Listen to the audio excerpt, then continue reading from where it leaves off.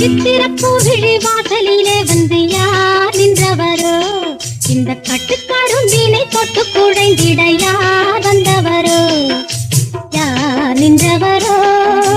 யார் வந்தவரோ